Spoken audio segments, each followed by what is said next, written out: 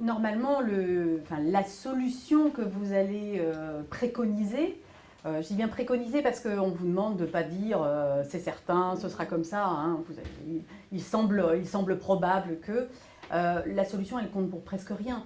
En revanche, c'est vrai que si vous avez deux hypothèses à distinguer, et que vous les distinguez en donnant les solutions afférentes à chaque fois et que vous concluez dessous, vous aurez tout dit. Hein. C'est vrai que souvent, vous n'avez pas toujours les automatismes de savoir combien j'en mets dans ma majeure, dans ma mineure, comment je présente mon problème de droit. Et si on n'en fait pas, c'est difficile d'avoir des automatismes. Au bout d'un moment, il y a quand même des choses qui rentrent. Il y a une facilité au moment de la rédaction, vous allez gagner du temps.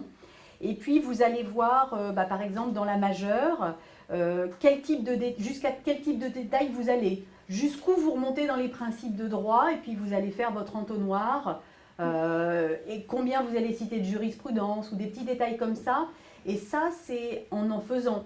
C'est-à-dire qu'il y a un correcteur qui va vous dire « Ah ben non, là, il y a trop de jurisprudence. Non, celle-là, elle n'est pas pertinente. » Donc, il y a quand même des choses qu'on va vous dire dans vos copies qui vont vous permettre de progresser.